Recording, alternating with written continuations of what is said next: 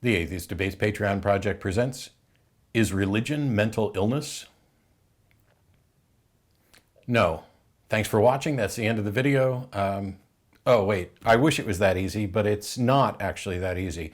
My answer is still no, but that's not particularly convincing. And what I'd like to do is put together a case for why atheists should not make this claim, and that perhaps they should change their language surrounding these subjects entirely. And a simple no is just not going to suffice. So here's my take on mental health and religion. Earlier this week, I read a report on Hemant Mehta's Friendly Atheist blog about a woman who killed her 11-year-old daughter because she suspected the girl might have had sex. And along with the details that were in the post, which seemed to relate this to religious objections, which I don't find particularly surprising that those connections are made, but there was also the statement that there was something to the effect of no mental illness has been claimed or suggested. As expected, immediately people started posting things that intuitively feel correct, like, well, no mental illness other than the fact that she killed her 11-year-old daughter. And I understand why people think that way. And I'm not even going to say that they're necessarily wrong. I am not a mental health professional. I'm not going to diagnose her, but I understand the armchair motivation to say, wow, a parent just killed their 11-year-old daughter. If anything, this is a situation where you would expect a parent to care even more and do what's necessary, because an 11-year-old can't consent and any sort of sex is rape of some sort, etc. But instead, it was followed up by, well, no sign of mental illness except for the religion. This is what you get from religion. This is what religious people do. Religion is mental illness, just over and over and over again. And there were several people trying to comment that, no, that's not the case. And so, first of all, let's take a look at whether or not there is an argument to be made that religions, and in particular, in this case, Christianity, would give someone the motivation to kill their child. I've talked about this before. I've used Andrea Yates as an example. And with this notion of children who are below a certain age getting essentially a free pass to heaven, that if you truly believed that, then killing your kids to make sure they go to heaven, even if it winds up damning you under whatever religious beliefs you might have, would be an incredibly loving thing to do if you believe that heaven is better and they're definitely going there. I get that. The problem is that there's nothing particularly biblical or a part of any mainstream Christian doctrine that would support that. It's not like, you can go back to the Old Testament where you're supposed to stone unruly children. Yes, I understand that that's the case, but most modern religions have a number of prohibitions that are just built into the religion that would stop something like that. So at a minimum, it's not a done deal. It's not a settled issue. The notion of thou shalt not kill, that you're, as a parent, you're supposed to be there to protect your child and other things. It's why religions, I think, came up with prohibitions against suicide. Because if you're truly saved and then you die, you go to heaven. So why not kill yourself now so you can go to heaven? Well, we need something, to work in opposition to that. So we come up with a prohibition against suicide, that it would be eternally damning, which I understand does not fit with all doctrine. That's the messy part of this. Baptists, Catholics, Presbyterians, everybody has a slightly different set of doctrinal positions with regard to what salvation is. And it's because salvation is a bit of a question. It's a bit of an open question. I mean, for me, if you read the Bible, when the guy asks Jesus, what must I do to be saved? And he gives him the answer, that should be enough, because they believe that this is coming straight from Jesus. But as it turns out, Jesus was a little sloppy and left some potential loopholes that churches have had to plug over the years. So it's not surprising that someone for religious motivations might do this, only because we can point to the things that might lead them in that direction, and we've seen this happen before. However, this is a freakishly abnormal occurrence. It's not like any significant portion of the Christian population is running around intentionally killing their kids to send them off to heaven, or because they may have sinned, or to prevent them from being judged for their sin. That just doesn't happen, because Christianity in particular, in most churches, even if they don't have a really sound biblical foundation for it, and I'll leave that up to them to argue, have prohibitions against murder, against killing your kids, against killing your parents, against killing anybody, except in specific circumstances. It's not as if there's a Christian doctrine that says, hey, if you think your kid is, on a track that's destined for hell, you better kill them before they reach this particular age, because that age isn't defined anyway, and the notion of a free pass isn't particularly well defined, if at all. It seems to be another lingering thing that religion's just made up, like limbo, and added to the doctrine. The big problem here is in saying that religion is mental illness. It's not. And when I try to talk about this, the first question I normally ask people is, okay, I was religious for the bulk of my life and found my way out. Was I mentally ill? Now, some people will say yes. Okay, at least you're consistent. But for those people, we have to have a conversation about, if I was mentally ill and through a process of exploration, discovery, and pure reasoning, I managed to find my way out of that, how is that consistent with how we view mental illness? If you can just simply reason your way out of it, that to me would not seem to qualify as mental illness under pretty much any normative definition. There are other people who say, oh, you weren't mentally ill. As a matter of fact, this happened on the Facebook discussion about this particular issue. And their evidence that I wasn't mentally ill was that I changed my mind. And so my question is, okay, if that's your criteria, then how do you identify which religious people might change their mind under some circumstances similar to mine or some other circumstances, and which won't? How can you point to this person and say, you haven't changed your mind, so you're mentally ill, when in reality the situation is, you haven't changed your mind yet, so I'm going to presume that's the case. In both of these, my initial question of, was I mentally ill when I was a believer, comes down to serious problems when we're defining whether or not something counts as mental illness. Another individual pointed out that the DSM, the Diagnostic Manual for Mental Health Issues, essentially carves out a religious exemption when it has the criteria for delusion, and he posted what those were. And I don't have them in front of me, but I remember 3 of the 4, so we'll work with those for now. The priority number 1 is that the delusional belief is false. And number 2 is that it is not merely the result of missing information, errors in thinking, cognitive abilities, something like that. And the 4th one was the one where they said they carved out a religious exemption because it doesn't apply if the belief is part of one's culture. Now, first of all, that's not a religious exemption carved out. That's a cultural exemption that is carved out. So it includes some religious beliefs, but it's there because human beings are not perfect thinkers. And we recognize that we can make mistakes and that there may be strong shared beliefs among a collection of people that are wrong. And they're wrong because those individuals believe that as a group, there's this constant reinforcement from the people around them, and that doesn't put it in the category of mental illness. It puts it in a category of succumbing to peer pressure and being part of a group and engaged in groupthink, which isn't in and of itself mental illness. So it's not a religious exemption that's carved out there. Additionally, there's a problem because the first one is that their belief is false. And if we're talking about some supernatural beliefs, some God beliefs, they are essentially unfalsifiable. Now, we have good reason to think that they're not true, and we can point out that a reasonable person should not accept them because they are unfalsifiable and there isn't sufficient evidence for those propositions. But that's very different. And that's where we get to the second criteria that he noted, which was that the belief can't just be the result of insufficient information or misinformation or ignorance in general. And yet, I would argue that, and I apologize to those people who find this offensive, I would argue that religious belief definitely falls under the second one. The reason I found my way out and the reason why I don't think I was mentally ill when I was a religious believer, or at least not that those two were connected, I could be mentally ill in a different category. The reason I am convinced of that is because it was reason that got me out. And having worked on the Atheist Experience and the Atheist Debates project and done debates and helped to change many, many minds, I see people all the time giving up false beliefs based on reason. There's a couple other issues to address here, though. So the first issue to address is one that's near and dear to my heart.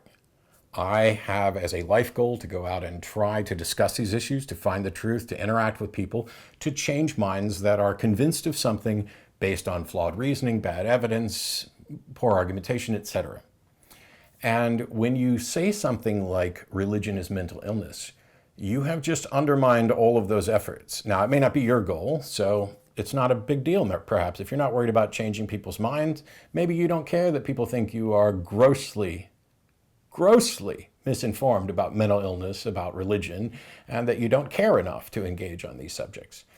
That's fine. That's your prerogative. But you're potentially doing harm to the broader movement of atheist normalcy, of making inward strides to end religious privilege, to get people to realize that religious freedom protects everybody, and that they can, in fact, change their mind. They can and do change their mind. If you're out there making this stink that, oh, religion is mental illness, then first of all, you give all the rest of the atheists a bad name, that we're unreasonable, that we're, as a post I addressed this week, arrogant, ignorant, and dangerous.